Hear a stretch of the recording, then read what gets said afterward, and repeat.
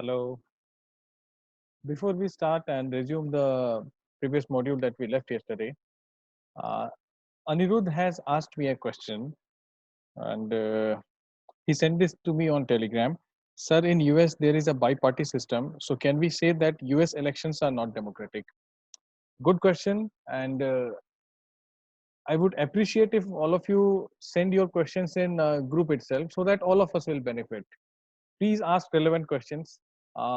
And at this stage where we are still at a very preliminary stage of our preparation, none of the question is absurd. When you know things and then you ask questions which a naysayer would ask, then that is what makes a faculty say that no, this is not a relevant question. But please feel free to ask all your questions, all your doubts. We have still not completed the NCRTs, so all your questions are legitimate, valid, and I will be more than happy to answer your doubts. Now coming to Anirudh's question, that US has a bi-party system. Let us understand what is bi-party, where bi means two, poly means many, uni means one. So bi-party means US has just two parties, Democrats and Republicans. There are other parties, but they are not significant at all. Something similar can be said about England, Conservatives and what is the Labour Party. Labour Party was in power when India got freedom. Clement Attlee was the Prime Minister. Churchill from Conservative Party lost.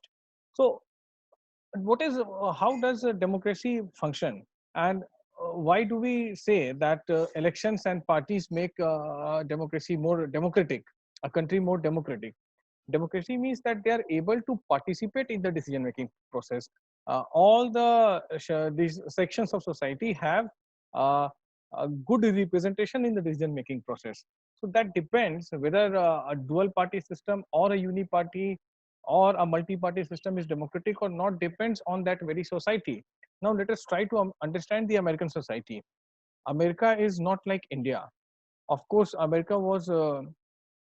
became independent more than 150 years before India in 1781 itself. But who were Americans?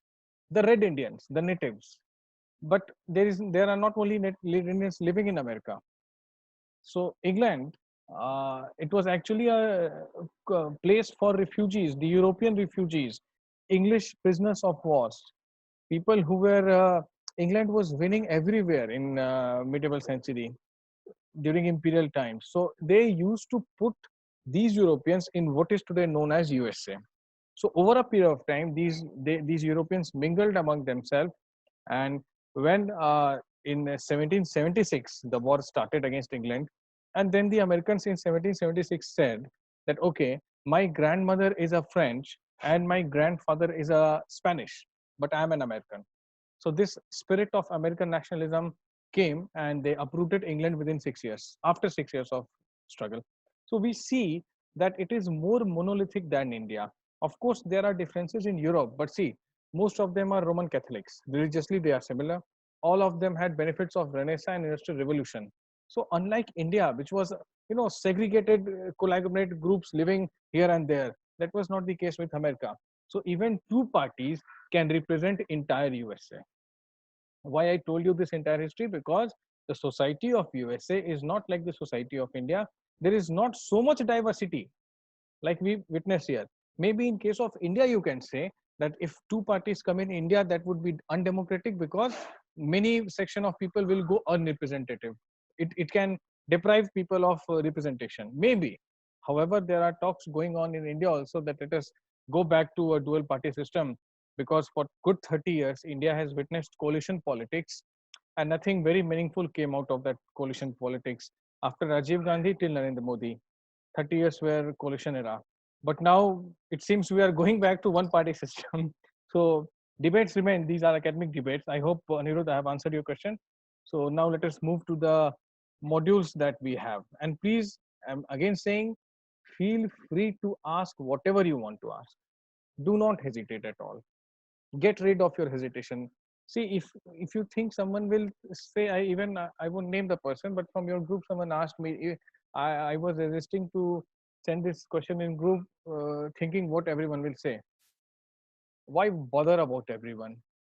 If you don't know, then what everyone will say if tomorrow you sound like you know a naysayer in front of everyone? So better to ask and clear all the doubts. Do not hesitate.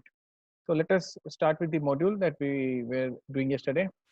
And here we are. Huh. Now the election results are given. We can skip this one. And acceptance of election outcome. So what is the acceptance of election outcome? Everyone has to accept. The outcome of India's election speaks for itself. The ruling party routinely loses elections in India. It's not like every party is winning every time. Even the current ruling party, the BJP, has lost so many assembly elections. So both at national and state level. In fact, in every 2 out of the 3 elections held in the last 25 years, the ruling party has lost. So people are looking for alternatives, and whosoever they think can provide the alternative, they vote for him or the party. In US, an incumbent or sitting elected representative rarely loses. Again, I told you, uh, US politics is different, US democracy is different from India, US society is different. So incumbent means someone who is occupying the post. In elections, before every election, you will come across this word anti-incumbency. Now, what is anti-incumbency? It is a feeling of uh, uh, not hatred exactly, uh, not so good feeling related to the ruling people. Okay, so this was witnessed in 2013 when there was a lot of anti-incumbency against the then ruling coalition, the UPA headed by Congress, and that is why Narendra Modi ji and BJP swept the election. In 2019, there was no anti-incumbency. Had there been an anti-incumbency, BJP would not have increased its seats tally from 282 to 303. So anti-incumbency essentially implies feeling of a not so good feeling against the ruling government, and it is mainly witnessed in elections. Before the election, we heard this in news. You will, if you read the newspaper, you will come across these words before every election. So candidates who are known to have spent a lot of money on buying votes and those with known criminal connection often lose election. Yeah. So what has happened that Indian electorate has matured. People earlier used to give vote after taking cash or some other favors. Now they take these favors and vote for the one they want to. So this has also been observed in these elections, in the off late elections that have happened, that people have lost, who have spent a lot of money, who are supposed to be very gunda types people, they have also lost. Barring very few disputed elections, its electoral outcome are usually accepted by people worried by the defeated party. You see, every party graciously accepts that we are defeated. However, there were some cries of EVM being manipulated, but all of them has been tarnished. The arguments have gone for a walk. So people have to accept what the mandate says, and the parties abide by it. They introspect, and maybe next time they will improve. This is how a democracy functions. So, what are the challenges to free and fair election? India does ensure free and fair elections, so there are certain challenges. So, see, the cash pile is given here. So, what are these challenges? Let us see. Again, the iconic RK Lakshman and his common man. Like during election, the leaders are folding hands in front of the common man, and he's standing tall, and they are seeming to be like pygmies. Post elections tomorrow, the common man is lost, and leaders have become big. So very ironically, he has captured the electoral feeling, the political democracy in India in these two pictures. And candidates and parties, the challenges with a lot of money may not be sure of their victory, but they do enjoy a big and unfair advantage over smaller parties and independents. Yes, if you have more money, then maybe you are not sure, but you are more confident that more likely to win the election. And in some part of country, candidates with criminal connection have been able to push others out of the electoral race and to secure a ticket from major parties. This has happened for a long time. So these things, criminalization of politics, that's a very interesting topic in your optional. So I'll not go much into it right now. Next point, some families tend to dominate political parties. Tickets are distributed to relatives from these families. I see every party, maybe some are less, some are more. They are so and so party and sons or daughters. You name a regional party, I'll tell you the lineage over there. Everywhere it is. Maybe the current ruling party BJP is not having that lineage at the top of the post, but then there are dynasts in BJP as well. Every party has that. So it's a very secure. The parents have built this political capital. The children will come and capitalize over it. So very often elections offer little choice to ordinary citizens because they don't have a choice. They have to choose between 3 to 4 people and 3 to 4 parties who more or less look similar. Smaller parties and independent candidates suffer a huge disadvantage compared to a bigger parties because the visibility is not there. The canvassing does not happen. So smaller party, that is why it is said often in India that if you don't have money, if you don't have resources, you cannot fight elections. There was an attempt to change this perception, but then again, the attempt is to be done all over again because it could not succeed actually. So these are the challenges in the democratic process of India. And here we have wrapped up this chapter. Let us quickly move to the fourth one. Now, this chapter tells us about the, I think it's how does a government function? Yes, the name of the chapter is working of institutions. Actually, how does the government function? It would translate into that only. How these major policy decisions are taken. So these are the snaps from some official memorandum. Let us not get into that because the context is not very relative right now. Who are the decision makers? So let us try to understand. Like when a government notification comes. Now the example that is given in your snap is regarding the OBC reservation. So the ministry, a particular ministry issued that memorandum. So there were officers responsible who for printing it and for backward classes reservation. So it said that 27% of vacancies in civil post and service under the government of India are reserved for SEBC, that is socially and educationally backward classes. So who decided to issue this memorandum? Not the one who signed the document. This document must have been signed by the secretary, an IS officer of the concerned ministry. He was merely implementing the instruction given by Ministry of Personnel, Public Grievance and Pension. Dr. What is the name of that guy?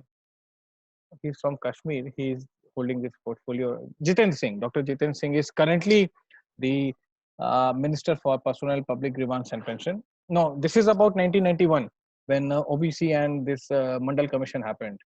So officer just signed because the minister and the government asked him to issue that notification. So see the here is the hierarchy is given here. President is the head of state and the highest formal authority of the country. Again, he's a nominal head. The real head is here. Prime Minister is the head of the government. He's the head of the state. He's the PM is the head of the government. There's a difference.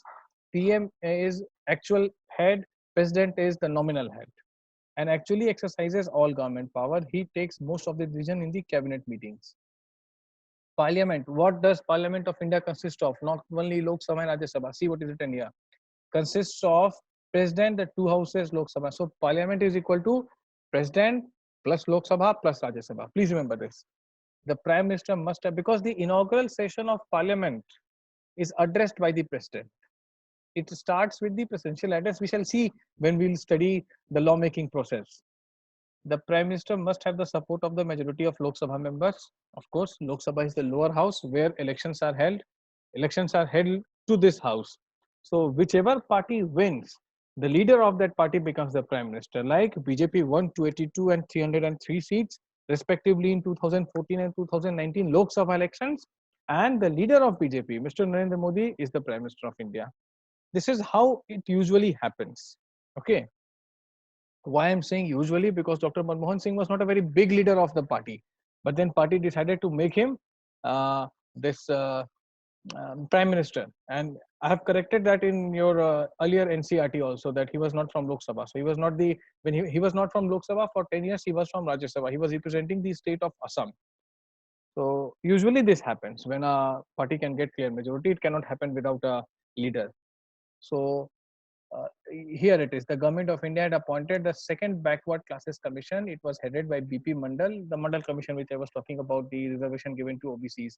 It was asked to determine the criteria to identify the socially and educationally backward classes in India and recommend steps to be taken for their advancement. Commission gave its report in 1980. See, 79 it was formed. In 1980, it gave its report and recommended 27% of government jobs for reserved and socially and educationally backward. Now in 1980, 9 years it was, lying there. The report was there. But then in 1989, the Janta Dal, in its election manifesto, we have discussed this word yesterday, promised that if voted to power, it would implement the Mandal Commission report. Janta Dal did form the government after this election. Its leader VP Singh became the PM. Vishwanath Pratap Singh, he was earlier into Congress. He had a face-off with Rajiv Gandhi. He called Rajiv Gandhi Jaichand.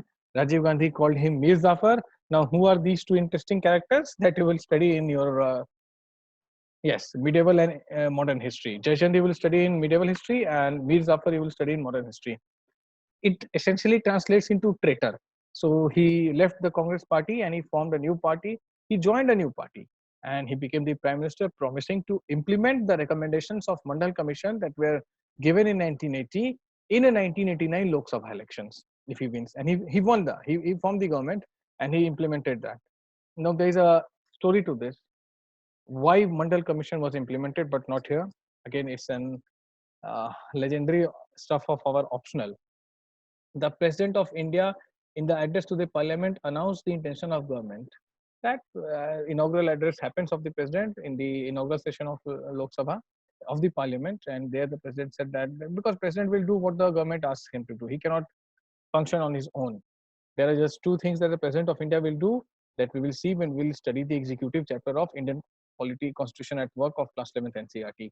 6th August 1990, the Union Cabinet took a formal decision to implement the recommendation, and VP Singh informed the Parliament. He was the Prime Minister, and this decision was implemented, and that was the notification that you saw in the initial pages of. So you see, government took decision. Okay, Parliament was informed. Amendment was done. Yes, and then the executive, the permanent executive, the officers of the concerned ministry signs and publishes a document which is published in the Gazette of India.